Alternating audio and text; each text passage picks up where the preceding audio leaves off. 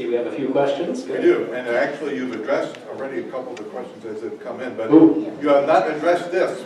There are two of this game.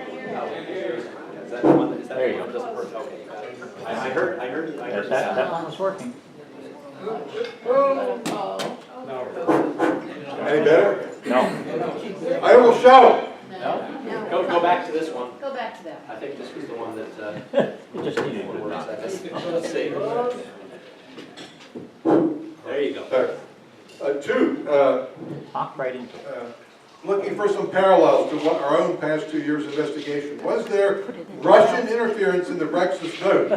Was Putin involved in this in any way? I think a lot of people think it was. I think there have been some. I read some articles on this, and there was a sort of I don't know if there was a hacking of emails like occurred in the American case, but there seemed to be somewhat of a disinformation campaign, and all of the Russian-connected news sources did seem to be pushing Brexit, pushing that narrative of how terrible the EU is, how great it would be for Britain to leave, the EU is chaotic, the migrants and the Muslims are coming, and the bureaucracy, and you know, pushing that negative narrative. So, and sort of as in the US case, you can discount that and you can say, well, you know, that's just one of the voices and there were a lot of other voices out there, so how do you know that maybe these few Russians connected voices, how do you know they had much of an impact?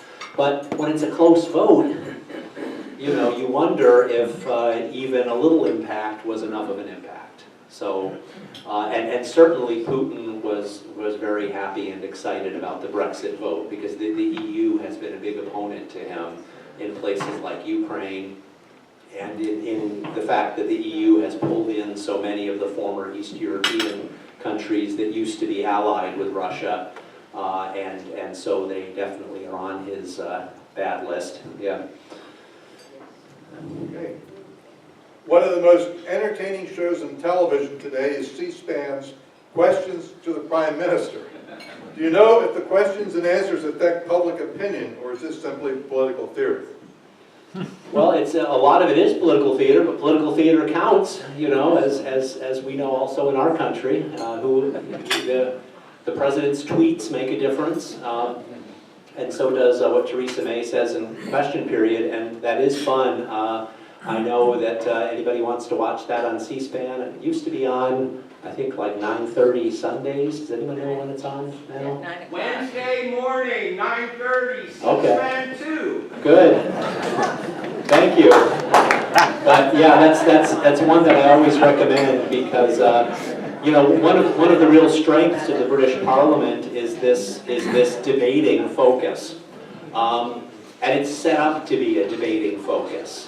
Unlike most parliaments are sort of set up a little bit like this room, of course not with round tables, but like our Congress, the idea is you've got someone speaking up front, and then you've got rows of people just sitting there listening. And people don't normally call out in the, you know. But that's fine, but that's the style of a typical parliament or a typical Congress, is that the audience is passive, the speaker is dominant. But in the British case, it's set up so that you've got the government on one side of the room and the opposition on the other side of the room facing each other. And so it really facilitates debate. And if you watch these, I recommend you watch the Prime Minister's question period, you really see this where the Prime Minister hops up and says something, and then the leader of the opposition hops up right in front of her and contradicts, and they get going back and forth. And just to show you how tense this can be sometimes, if you look at this, you'll see it on the C-SPAN. They have little lines in the rugs in front of each of the benches, in front of the government side and in front of the opposition side, and those are the sword lines. Because the parliament is designed that as long as you stay on your side of the sword line, you can't cross that sword line, because that's the distance of two drawn swords. So as long as you stay on the right side of the sword line, you can't stab each other. So that's, you know, that's the tradition. Yeah. Okay, looking here to the United States, if Brexit actually happens, in your judgment, how will it impact trade here with the USA? Well, one of the arguments that actually has been made is that we benefit from Brexit. And I think President Trump has actually been fairly enthused about Brexit. He's not a big fan of the EU, but I think the hope of some people is that Britain, when they'll come out of this and they'll be desperate for partners.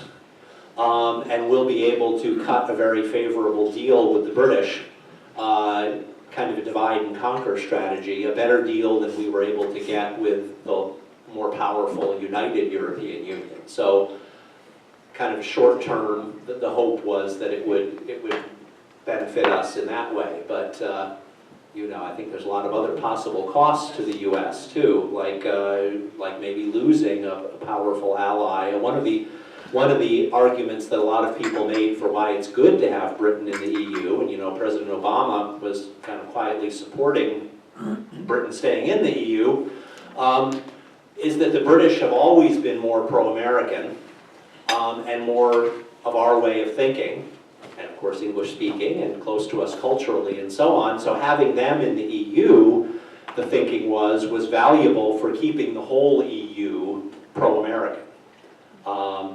And sympathetic to our viewpoint on a lot of issues. And if Britain steps out of that, then the rest of the EU is dominated by more countries like France that have historically been kind of iffy on ties with the US. And we risk having, yes, we gain closer ties with Britain, but do we lose closer ties with all these other important countries? So, yeah. Do you see parallels or even common players between Brexit and MAGA in terms of xenophobia, isolationism, nostalgia? Oh, they Make America Great Again. That, yeah. Okay, That's. Yeah, there's some of the same players are involved. It's interesting that Nigel Farage, the leader of the UK Independence Party, who is one of the big, was probably the single biggest pusher for Brexit. It's interesting that he came over and became a headliner at some of President Trump's events. And some people thought that was a little funny because, you know, when you're appearing in Birmingham, Alabama, do they even really know who that British guy is who's up on the stage? But you know, so that was a commonality with some of the Brexit supporters, also being Trump supporters. And the other way around, too. You might have heard Steve Bannon, who is kind of the ideological architect of some of Trump's ideas. Now, having left the Trump administration, his new project is basically trying to destroy the EU. He's trying to construct a group of populist parties in Europe that will unite people like the Brexit supporters with people from Poland and Hungary and Italy that are sort of these populist movements and trying to get them into a strong European-wide force. So yeah, there's some kind of back and forth between some of the players there, yeah. Okay, I think you've been addressing these other questions, but I'll summarize them here. One question being, has Britain already experienced decline? And I think you've been talking about that. Any final words on that?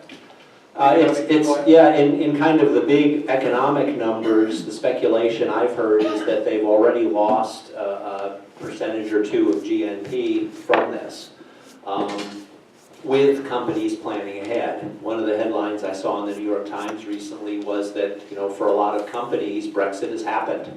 I mean, the ship has sailed. Even though the agreement hasn't been finalized, companies have to plan ahead. And, you know, any of you that are in the business world, you know, you have to be thinking next quarter, but also thinking 5, 10 years down the road. And if you think Britain is no longer a reliable place to be, then you're already making plans. And some of these things have a really long lead time. For example, I mentioned the car industry. You can imagine how long the lead time is for planning a whole new line of automobiles. If you're Nissan and you're thinking, okay, what cars are we going to need to build for the whole European market and where should we build them? You know, they're already announcing, okay, we're not going to build this new factory in Britain. We're going to shut down this one in Britain and move the production to this other place. Because they need to be thinking in terms of 10 or 20 years for something like car manufacturing.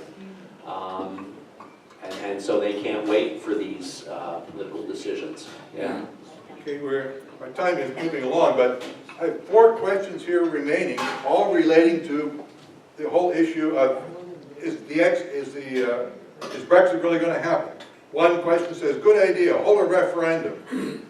One question, stay. Second question, hard Brexit. Third, Theresa May's deal. And if you need a runoff, hold a runoff. Yeah. Do you feel that, in fact, the Brits will leave Brexit? Do you think there is a chance for another referendum?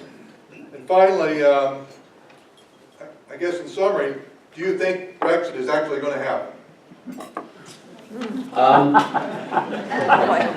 Yeah, that's a tough one. I really don't know. I really go back and forth on that because it's certainly some kind of revote is very possible. I mentioned there had been some votes in the Parliament on, okay, if you don't want the current agreement, what do you want? And they weren't able to agree on anything. But the vote on should we hold a second referendum was very close. That only lost by about 5 votes. So they really are on a knife's edge there. So that makes it look like maybe with a new election, one possibility for a new election would be that you get a lot more members of parliament that are pro-Remain, that are pro-European Union, and that might tip the balance. The third major, both the Conservatives and Labour at this point are more or less pro-Brexit, but Labour less so. If you look at the actual votes in 2016, the Conservative Party supporters were pretty overwhelmingly for leave.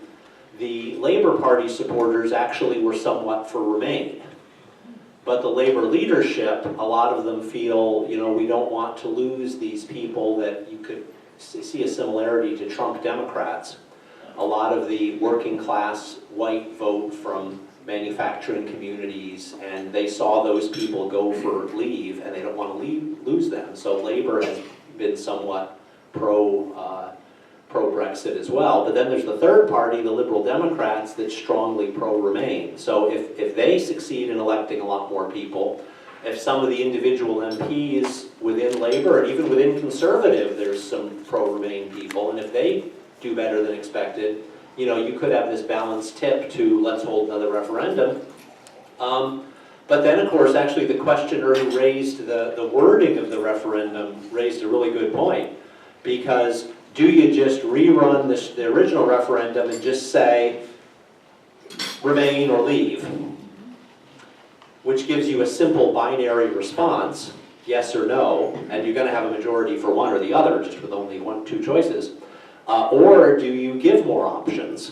In which case you might end up with an even messier result, because you might end up with 37% for this option and 35% for this option and 33% for that option, in which case which option do you choose? As you said, maybe do a runoff or something, but and the wording could be intensely controversial, because you can imagine the pro-Brexit forces would like to have wording that would make them win, and the pro-EU forces would like to have wording that would make them win. So it's, and Britain has traditionally not done referenda, that's one reason why. But in this case, it may happen. Yeah. So, yeah. Thank you. Thank you you. very much. Yeah.